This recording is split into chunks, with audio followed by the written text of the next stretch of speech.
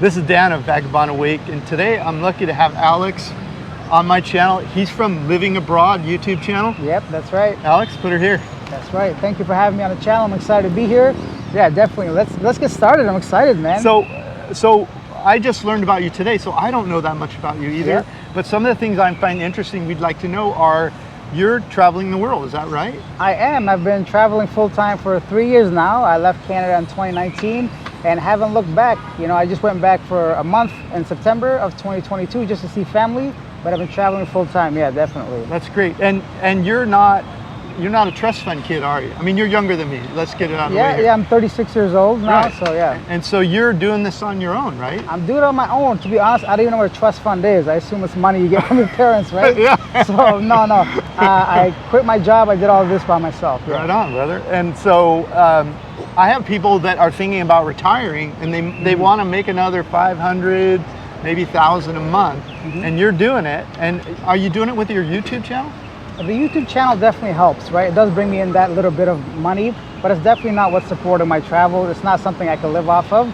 Even though my cost of living is low, I don't like party lavishly. I don't spend money on crazy things and, you know, rent yachts and things, but I live a very comfortable life, but YouTube only covers part of it. Okay. I have some passive income through other means that I do.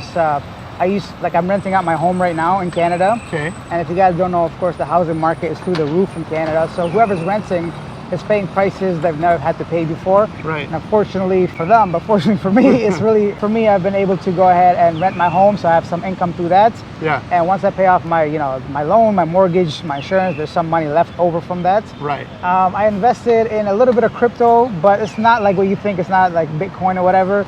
So I did okay with that. But right now, even teaching English, I did it at times.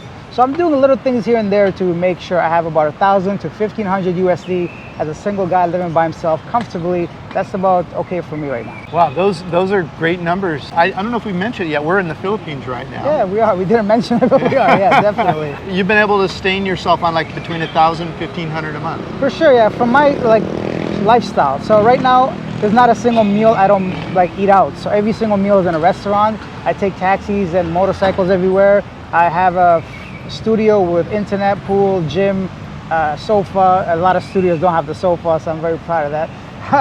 I'm living right across IT Park, which is a premium location because of all these things. Yeah. And my rent is only $400 all inclusive. So when you consider that, I have about 600 to 900 remaining on, let's say, my budget. Yeah. And you can do a lot with that in the Philippines. Yeah, for sure. You're living the dream. So if someone owns real estate, there's one source. Definitely, yeah. And you have some investments. And then what about your YouTube channel? How long ago did you start it? I started that about 2 years ago in Turkey. So when I left Canada, Turkey was one of the only places I was accepting tourism or tourists without any vaccination, none of that stuff. Right. So I was walking around, and it was a country where only tourists and foreigners were allowed out. So that a curfew, all the locals would have to be inside. So I'd go to these mosques and these beautiful places, and I was one of the only people there. So I'm like, I'm not a selfie guy, so I'm like, I gotta document this somehow. Yeah. So I started making videos, and people started watching them, and that's how the video got started. But when I came to the Philippines last year in May, I got a lot of love and support from the Filipino people and from the expat community looking to come to the Philippines. So that's when the channel kind of blew up. Hit over 20,000 subscribers, and I figured, you know what, this is what I'm going to be doing full time. Right on. Yeah. And so, what is it typically? Another 300, 400, 500 a month, or what kind of money are you making? Yeah. So for me, so it's funny, when I left the Philippines, when I was only at 20,000 subscribers, now I'm like around 80. I was making close to 1,500 just on the ads, right? So that's enough money to live off of. But now that is probably about 1/3 of that amount. So I'm barely cracking 500. But I'll be fair, I'm just back in town. I'm new once again. So I have a feeling, give it a couple more weeks, those numbers will climb back up, hopefully. Yeah. Right, great. And you mentioned the ads. Is the ads something you have to do, or do they take care of that for you? This is one thing that everybody should know. Once your channel hits 1,000, whether you want to put ads in there or not, YouTube does it anyways. Yeah, so the only good thing is now you're at least supporting myself or Dan here or people that you're watching. So the ads I have no control over. Even if I can't say I don't want ads because they'll put it on your video anyways. So YouTube posted ads on your channel anyways. This change happened, I think, a year ago or two. So we have no say over the ads, but they definitely do help the channel. Of course, that's how we make money. Yeah. And they do all the work, though. You just get a check at the end of the month. Exactly. I just, click a button as if where I want the ads. So whether you want at the beginning, all the way across or the top. It's just a location of the ads, but we don't have a say in if we want ads. And luckily, at the end of the month, we get a check with a certain amount of money in it. You said you left Canada, Toronto, I believe you're from, yes, right? I'm from Toronto, yeah. About 3 years ago? About, 2019. So I left Canada, went to Turkey. I stayed there for 8 months. So I love Turkey. It's one of the most amazing countries because it's a nice infusion of everything in one country. So I really enjoyed my time there.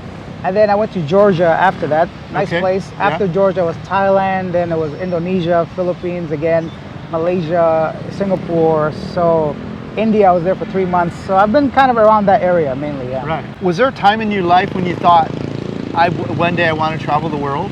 Yeah, I can remember exactly what was happening and when I decided that was it for me, the Western lifestyle of 9 to 5, the whole rat race. I didn't want to be a part of it. So what happened was in 2012, I wanted to visit the World Cup in Brazil with my 2012 or 2014, I can't remember. But I couldn't make it to the World Cup because I'm a big soccer fan. So we decided to go to Thailand with my buddy, just a guy's trip. Yeah. And as soon as I landed and I experienced Thailand, I knew there was something better for me than just working for the rest of my life. I was fortunate enough to recognize this at a younger age. And after that, I went back home to Canada. I was working as a casino manager. I had a great job, everything. Then I worked for Netflix, so I was meeting celebrities and it was a really cool lifestyle. But I was still working 10 to 12 hours a day. And one day I was sitting in my office and I'm just looking at the wall, literally. I'm just like, I don't want to be doing this. So I quit right then and there, decided to move abroad and find a way to make a living while traveling, yeah. And that happened in 2019? 2019, yeah. What timing? When in 2019? It was right before COVID happened or right around there. I was lucky enough to be at least able to travel before all the restrictions were set in place. And once I was abroad, I didn't go back until, like I mentioned, a few months ago in September, just to see family and stuff. If you had an income, let's say $1,500 a month, and maybe some savings, another 10 or 20,000 or 30,000 or whatever it is, would you be comfortable leaving right now and without worrying about starting a channel? Yeah, for me, definitely. 1,500 goes a long way. A lot of time, I think Kelvin mentioned this on his channel, Sunshine Shoulders. Yeah. Big shout out to him. Good friend of mine. Big friend, big fan of his. He mentioned that when you come here, you have to remember, you're probably going to be living for 2 people, right? Because most of us, if you're single, you're going to find a girlfriend, and most likely you're going to be eating together, living together, or at least staying a long time together, traveling together. So you're kind of paying for 2 people, right? So, but if you're single by yourself, 1,500 goes a long way. Right. And you can live cheaper than what I'm living as well. I just choose not to, right? If you want to cook at home, if you want to walk everywhere, if you want to take like the jeepneys and the local transportation. Right. So if you really want to live under 1,000, you can do it easily. You just have to just manage your own feeding and getting around. So I think 1,500 will be more than enough. Yeah, that's great. Yeah, for sure. For me, at least. There's a lot of people watching my channel. Their Social Security check's only going to be 1,500 or when they retire, or 2,000 or some even less, and so it's great information. So if you were going to leave today, would there be something you would do different now that you didn't know when you first left? To be honest, I'm trying to think. Probably not. Not that I was prepared, but everything kind of worked out the way it did, and I just wish I left sooner. That's the only thing. I don't care how old you are, guys. This is a saying I heard a while ago. I'm going to share it. Maybe you guys heard this before. But to travel, you need 3 things, they say: time, money, and energy. So when you're younger, you have lots of energy and time, but you have no money. When you're an adult, you have lots of money maybe and energy, but you have no time because you're working. And when you're older, you got money and time, but you got no energy, right? So there's never a perfect time to leave and do what you want to do. If you want to travel, please just do it. Just take that step, leap, and just enjoy your life. Yeah, it's great. I love it. And, no, it's true. Yeah. And so, what of the countries you mentioned? You mentioned Turkey is one of your favorite. I love Turkey too, by the way. Cool. The food especially. Oh, man, the food. And all the ruins from just there's thousands of years of ruins there. But what are your favorite countries? Like I asked you, like we did a channel, of course. So of course Dan's. If you guys want to see that, he's gonna leave the link, I think, in the description. Yeah, I'll put a link. So before we started chatting here, he was interviewing me for his channel. So if you want to hear Alex asking me questions, click the link below, go over to his channel, and he'll be interviewing me there. So go ahead. So yeah, for sure. As you mentioned, it's hard to pick, but if I were to pick maybe top 3, I'll do it that way. Okay. So my top 3 places to stay would be the Philippines, Thailand, and Turkey, but all for different reasons. Like I love the Philippines mainly because of the people here are very friendly. Everybody speaks English. Well, most people. I don't think I've seen a single person, at least in Cebu City, that doesn't speak English. Yeah. And you can live modern lifestyle, but at a fraction of the price, right? Yeah. For those reasons, and especially the visa. Someone like myself that is not on a retirement visa, you can stay in the Philippines up to 3 years without having to leave, right? You just keep extending it for a small fee. Yeah. So those are the very good reasons, and of course the beaches, wonderful places here in Palawan and all the places in South. Yeah. Thailand, for the food itself, is really, really good. For the infrastructure of just transportation, getting around, the BTS, everything is well connected. And for those reasons, I like Thailand. And Turkey, for the historical purposes, it's a nice fusion of East meets West. It's got really beautiful mosques and churches, and the people are so passionate there. They're really passionate, and the food, of course, is Middle Eastern food is delicious. So definitely it's those delicious reasons. food. The meats and the seasonings and the way they do things there, it's on another level. So Yeah, it's on the Mediterranean. So exactly. how do you beat that? Well, Alex, it was really great running into you. My pleasure. Thanks for coming on the channel. Definitely go over and listen to what the questions Alex asked me and what I came up with. So definitely. Thank you for having me. Thank you, man. Yeah, for sure. Take care. See you guys. Bye-bye. Bye. Awesome. That was great, man. Right on, Perfect. brother.